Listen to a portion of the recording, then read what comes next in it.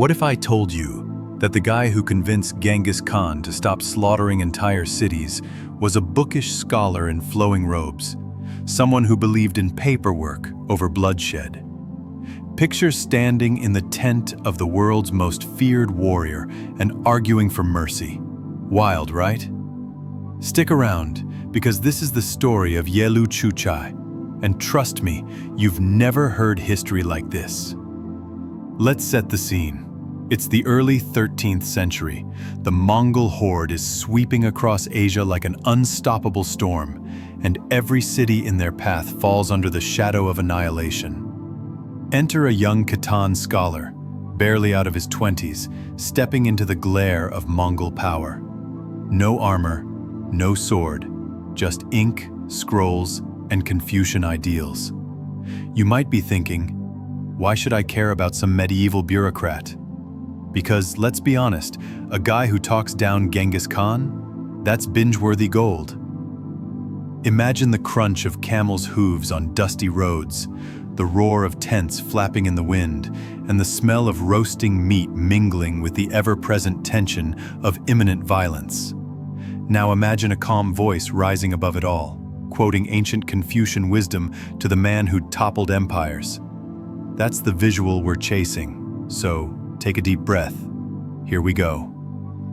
Yelü Chucai was born in 1190 into a Khitan family that had once ruled parts of northern China. By the time he came along, the Liao dynasty was ancient history, and Khitan identity was fading into the mosaic of people under Jin rule.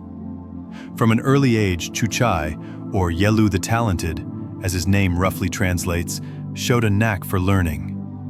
He devoured poetry, history, philosophy. While his peers might have been dreaming of military glory, Chucai was scribbling commentaries on Confucius.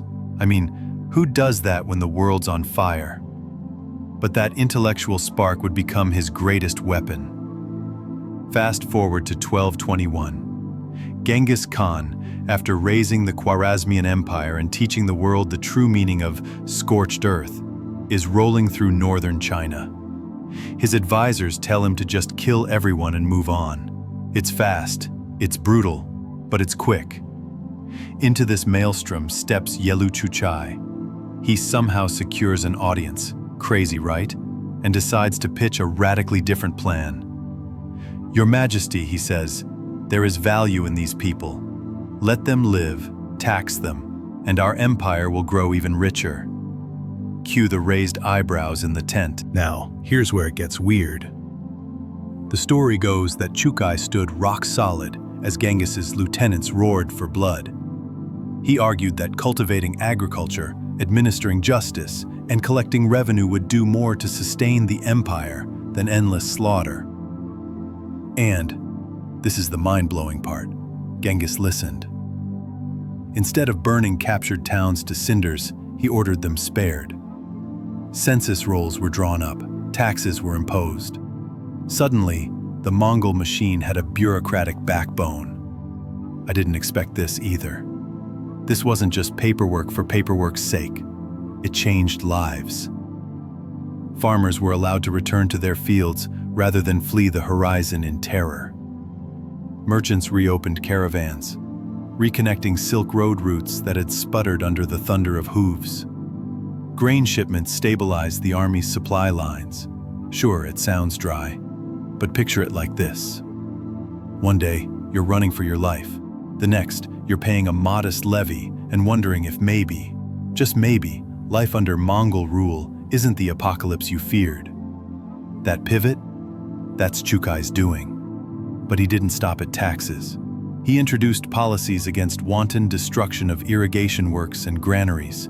Because what's the point of conquering a region if it can't feed itself? He convinced Genghis to respect local customs to some degree, using familiar legal frameworks instead of arbitrary brutality. And every step of the way, he peppered his speeches with Confucian quotes about benevolence and righteousness. Think about that. In a world where the loudest voice was "kill them all," Chucai whispered, "Let's talk this through." Talk about crazy courage. Of course, not everyone was thrilled. Some Mongol generals scoffed at the notion of treating conquered people like, well, people. They wanted forced labor, they wanted terror, they wanted to break spirits. But Chucai had earned Genghis's personal respect. And when your boss is the most powerful man on earth, you get some leverage. Even if you're the only guy in the room without a bow. When Genghis died in 1227, you might have guessed our scholar lost his champion. Surprise, he didn't. Ogedei Khan, Genghis's third son and successor, also recognized Chucai's value. He kept him on as chief advisor. Now it's one thing to serve the conqueror, it's another to navigate the palace politics of a freshly minted Khagan who's juggling rival tribes, family feuds, and his own plans. Yet Chucai managed to thrive, pushing forward administrative reforms that would evolve into the Yuan dynasty's civil service. I'm telling you, this guy was the original bureaucratic influencer. Picture a dusty hall in Karakoram, the Mongol capital, where clerks in pell-mell scribble mountain after mountain of documents. That's Chucai's legacy, turning the Mongol elite into reluctant fans of red tape. He even worked to integrate Confucian scholars into the administration. Okay, quick check-in. If you thought medieval history was all about knights and jousts, welcome to the real world, where a scholar changes the course of an empire with a pen. But we're just scratching the surface. Back to the story. Chucai also wrote extensively letters, memorials, essays, arguing for justice, humane treatment, even education for the Mongol princes. In one famous petition, he lamented that the grandsons of Genghis might grow up illiterate if they followed only the ways of the steppe. He asked for schools, tutors, texts. The idea that Mongol princes should memorize the analects? That's Yelü Chucai planting seeds in frozen soil. Crazy to imagine a horse lord reciting Confucius, right? Definitely not what Hollywood shows. But real history is full of delicious twists. As he aged, Chucai's influence waxed and waned. He negotiated treaties, moderated taxes during famines, and even handled diplomatic missions to southern Song China. Every time someone said, "We must crush them," he'd whisper, "Or we could govern them." And every time he whispered, Mongol policy tilted a little toward administration and away from apocalypse. By the time he passed away in 1244, Chucai had built structures, literal and bureaucratic, that outlived him. His civil codes and tax systems formed the backbone of the Yuan dynasty's governance. Centuries later, Chinese historians looked back and credited him as the man who humanized Mongol rule and laid foundations for stability. And yet, how many of us learned his name in school? That's why we're here, to spotlight the underdog who transformed a terror empire into an administrative powerhouse. So what's the takeaway? Sometimes the sharpest swords aren't forged of steel, they're made of words. Yelü Chucai reminds us that intellect and compassion can survive, even thrive, in the harshest environments. He teaches that change often comes from the most unexpected voices, like a Khitan scholar advising Mongol conquerors. And he shows us that history isn't just battles and kingship, it's ideas taking root in unlikely soil and reshaping worlds. Feeling inspired? Here's a cliffhanger for you. What might our world look like if more people channeled their inner Chucai, choosing dialogue over destruction? Let me know in the comments your real-life examples of diplomacy winning out over chaos. If this trip into the wild side of medieval bureaucracy blew your mind, hit that like button and subscribe for more stories that flip history on its head. Trust me, you won't want to miss what's coming next.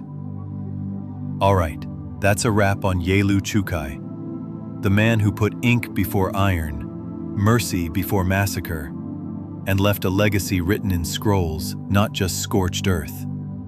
In tandem with court duties, Zhao authored The Lessons for Women, a guidebook on female comportment, ethics, and domestic management. Far from a superficial treatise on etiquette, her text laid out principles for cultivating filial piety, maintaining household harmony, and exercising moral influence over one's husband and children. Some modern readers balk at its prescriptions, advice on submissiveness or roles within the family, but in context it granted women an intellectual framework to wield subtle political power. Her words became touchstones for Confucian womanhood, studied for centuries by daughters of elite families. Court life itself was a delicate dance of alliances and rivalries. Within the Forbidden City's courtyard, lacquered columns rose like silent sentinels, while eunuchs carried messages cloaked in silk pouches. Zhao navigated this labyrinthine world deftly, her reputation for scholarship shielding her from the worst intrigues. Yet she was far from aloof. Correspondence reveals poetic letters exchanged with Han dignitaries, expressions of sympathy on matters of grief and grief counsel, and even pointed critiques of tax policies that harmed peasant families. Her pen spoke for the voiceless as much as for the emperors. A lesser-known facet of her legacy lies in standardizing Chinese characters. During her era, scripts varied widely. Regional strokes diverged and cursive forms confounded learners. Zhao codified orthographic rules, precise stroke order, proportional character structure, and consistent radical placement. Calligraphy schools still trace their lineage to her conventions, and textbooks of East Asia owe her meticulous system for teaching writing. In every classroom where Chinese is taught today, echoes of Zhao's hand guide the student's brush. The familial thread remains central.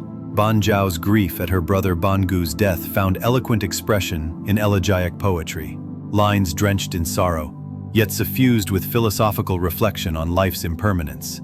Imagery of withering chrysanthemums and autumn winds carries the weight of her loss, transforming personal tribulation into universal meditation. These verses are among the earliest extant works by a Chinese woman, a testament to her literary prowess and emotional depth. Historians have pieced together anecdotes that reveal her unflinching confidence. One tale recounts her discreet correction of the emperor's calligraphy, politely adjusting a misplaced stroke in a draft, then stepping back while the sovereign acknowledged her expertise without hesitation. The story encapsulates her singular blend of humility and authority, a scholar unwavering in pursuit of accuracy, yet ever mindful of decorum. Zhao's role in foreign policy consultations also surfaces in fragmentary records. As the Han court faced recurring raids by the Xiongnu nomads, envoys sought her insights on diplomatic overtures and treaty language. She drafted dispatches that balanced firmness with conciliation, advocating both strategic marriages and measured tributes. In effect, she operated as an early diplomat, her pen shaping alliances and preserving fragile peace. The arc of her life converged in her later years, as she witnessed the court's shifting fortunes. She served under Emperor He, whose capricious reign tested her resilience. Even as factional strife threatened senior ministers, Zhao's reputation kept her at the center of intellectual life. She continued teaching, writing marginalia on ancestral rituals, and mentoring young scholars, male and female alike. When she passed in 116 AD, mourners gathered in the temple courtyard, offering incense and reciting lines from her own poetry. In the centuries that followed, her memory dimmed in the Western world, obscured by patriarchal retellings that sidelined women's contributions. Yet within China, her writings endured. Rediscovered by Qing-era scholars, her lessons for women became required reading in academies. Modern feminist historians celebrate Zhao as a pioneering intellectual, whose works provide rare windows into women's lives in antiquity. Imagine unearthing one of her original scrolls today. The lustrous silk frayed at the edges, characters faint but legible, the ink a muted echo of the scholar's brush. In each stroke lies not just the recounting of events, but a gentle challenge to the conventions of her age, a reminder that history is written by those bold enough to claim the pen. Her life raises enduring questions about voice and authority. When the chronicles of empires bear only one perspective, how many stories remain untold? Ban Zhao's intervention reminds us that every narrative is incomplete until all voices are heard. Her legacy reverberates in classrooms, libraries, and digital archives, urging us to seek out the hidden figures whose courage reshapes our collective memory.